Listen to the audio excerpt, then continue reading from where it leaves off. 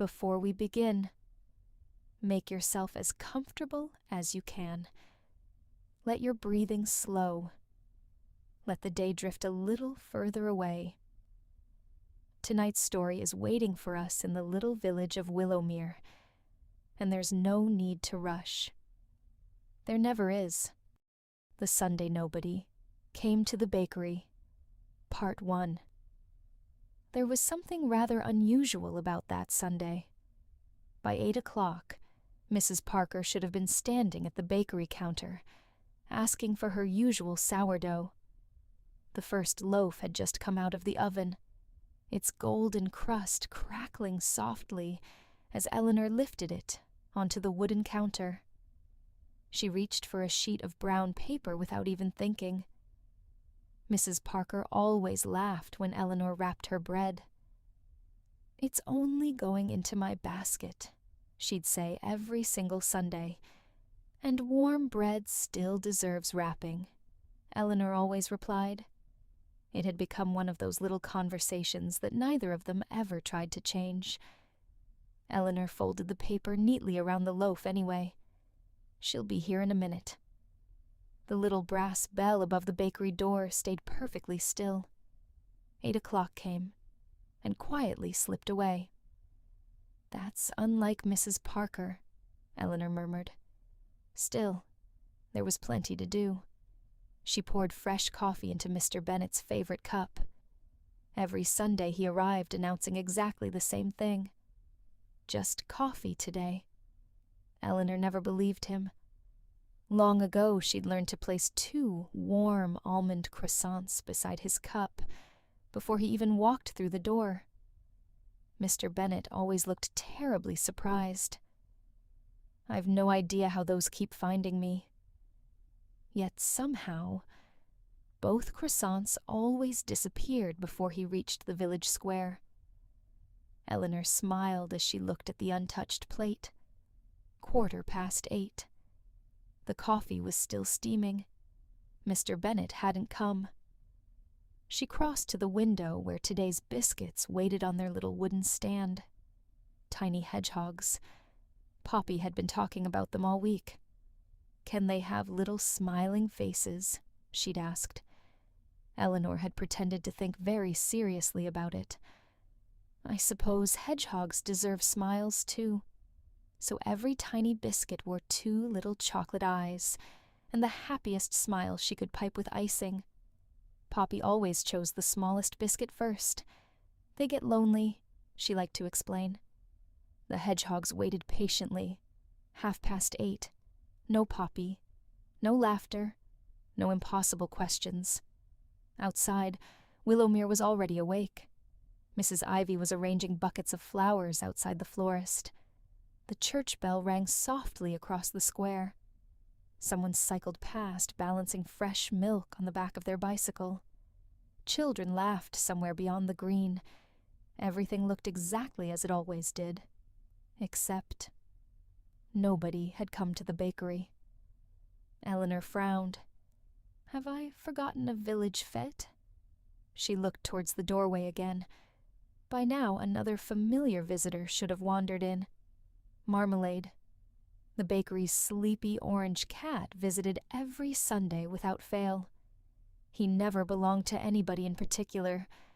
The whole village quietly agreed he belonged to everyone. Usually, he arrived looking as though waking up had been an enormous inconvenience.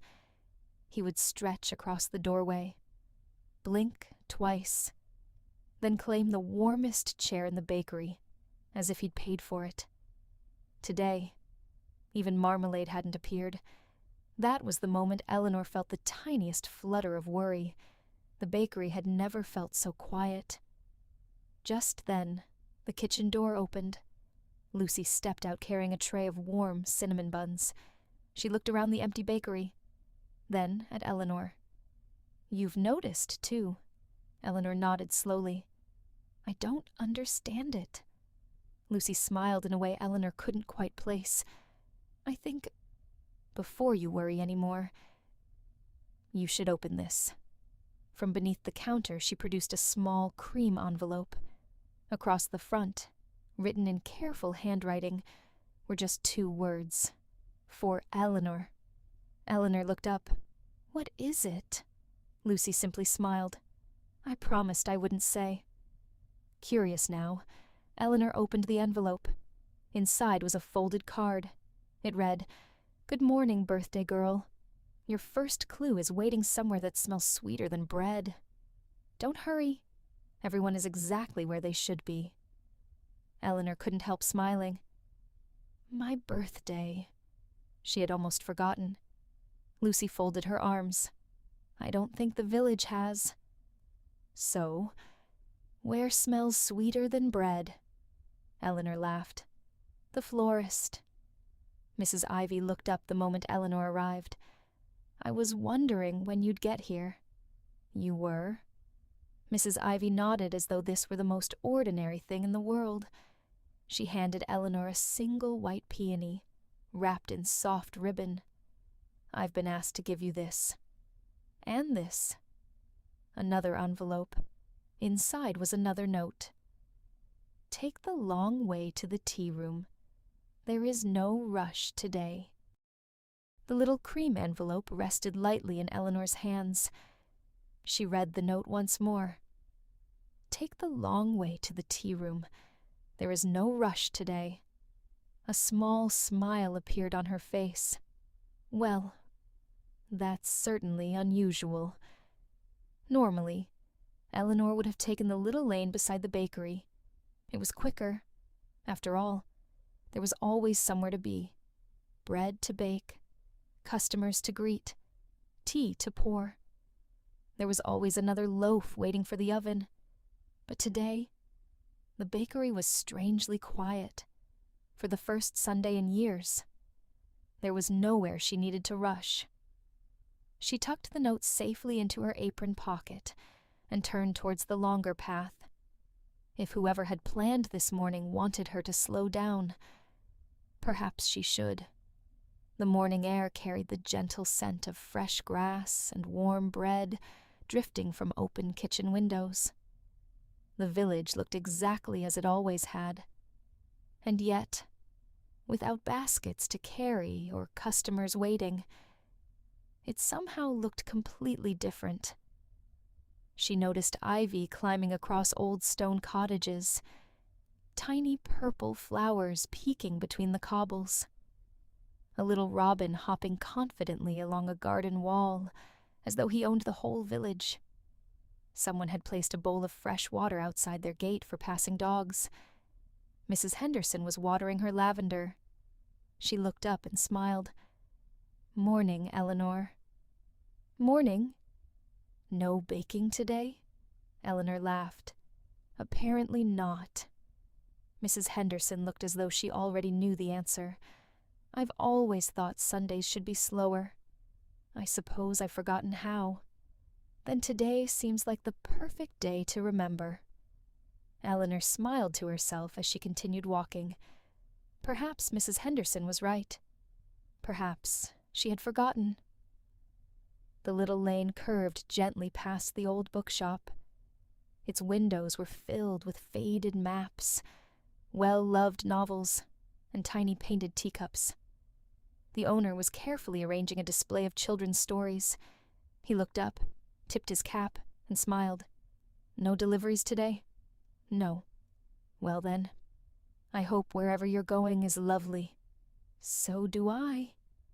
Further along the lane, someone had hung little blue bunting between 2 cottages. It fluttered softly in the breeze. For a moment, Eleanor wondered whether it had always been there, or whether she had simply never noticed. The church bell chimed 9 o'clock. Usually, by now, Eleanor would already have served half the village. Today, the only sound was birdsong, and somehow, that felt rather nice. By the time she reached the tea room, her steps had become slower. The bell above the little wooden door gave its familiar, cheerful ring. Warmth welcomed her immediately. The room smelled of cinnamon, honey, and freshly baked scones. A little fire still glowed quietly in the corner, even though the morning had already turned pleasantly warm. Mr. Collins looked up from polishing his favorite blue teapot. "There you are." "I've been keeping something warm." Eleanor laughed. "Everyone seems to be expecting me today." "I imagine they are." Without another word, Mr. Collins poured tea into the little blue china cup Eleanor always chose whenever she visited, not because it matched the others, because one tiny forget-me-not painted near the handle always made her smile. I remembered. Mr. Collins placed the cup gently before her. "I know." She wrapped both hands around the warm china. The steam carried the gentle scent of chamomile and wild honey. Outside, a light breeze stirred the flower boxes beneath the window. Nothing hurried. Nothing demanded attention. For the first time in a very long while, Eleanor simply sat. She took one slow sip. It tasted exactly like a peaceful Sunday. Mr. Collins smiled. "You spend every week remembering everyone else's favorites." He nodded towards the cup. "I thought someone ought to remember yours." Eleanor looked down at the little blue cup. Somehow, that simple thought touched her more than she expected. Mr. Collins reached beneath the counter. "I've one more thing." This time, it wasn't an envelope. It was a little glass jar tied with pale blue ribbon. Inside was Mrs. Parker's blackberry jam. A tiny tag hung from the ribbon. It read, "Follow the ducks." Eleanor couldn't help but laugh. "Of course," she whispered. "Mrs. Parker would never send jam anywhere without a purpose." She thanked Mr. Collins, tucked the little jar carefully into her basket, and stepped back out into the fresh morning air. The village seemed even quieter now. Not empty, just peaceful. The path to the duck pond wound gently beneath old willow trees, whose branches danced lazily in the breeze. Sunlight filtered through the leaves in little golden patches that moved across the ground like tiny pieces of stained glass. Eleanor found herself slowing down even more. Usually, she would have walked this path with a basket on one arm, and tomorrow's baking already filling her thoughts. Today, she noticed everything. A family of ducks paddled calmly across the lake, leaving gentle ripples behind them.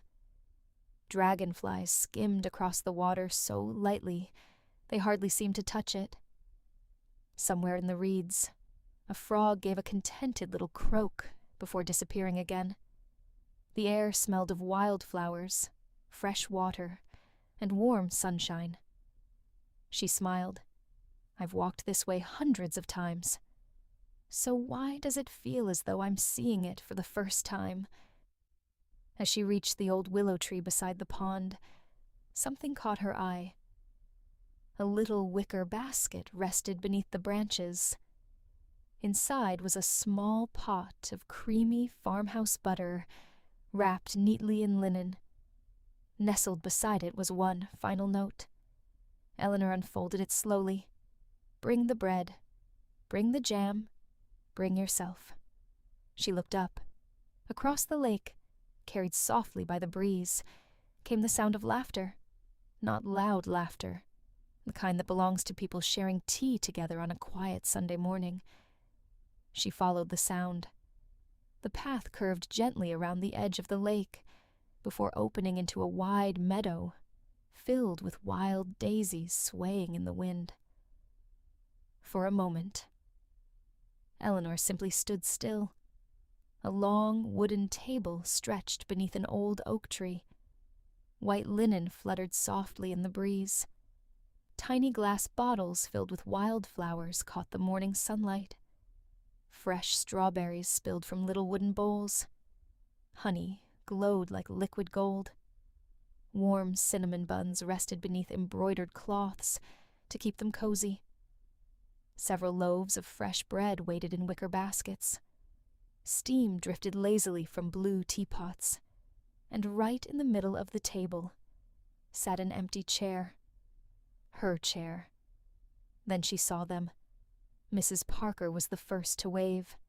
She was already holding the loaf Eleanor had wrapped in brown paper only an hour earlier. Mr. Bennet quickly hid half an almond croissant behind his teacup. "I can explain," he called with a grin. "I came for coffee." The croissant made its own decisions. Everyone laughed. Little Poppy came running towards Eleanor, carrying one tiny, smiling hedgehog biscuit. "I saved the happiest one for you." Even Marmalade had somehow found the warmest chair in the meadow.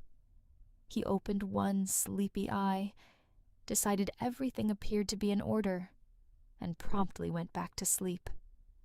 Lucy appeared carrying the tray of cinnamon buns Eleanor had baked that morning. I thought they deserved a prettier view than the bakery shelves. Then Daniel stepped forward. He smiled in that quiet way that always made Eleanor feel instantly at home. "You spend every Sunday making breakfast for everyone else. You remember every favorite loaf, every favorite biscuit, every favorite cup." He looked around the table. "So today, we wanted to remember yours." Mrs. Parker gently placed the wrapped loaf back into Eleanor's hands. "It's your turn." She pulled out the empty chair. "Sit down. Today, this breakfast is for you. For one beautiful Sunday." Eleanor simply enjoyed breakfast. Thank you for listening in. I hope you get a good night's sleep. We hope to see you tomorrow in the quiet town of Willowmere again.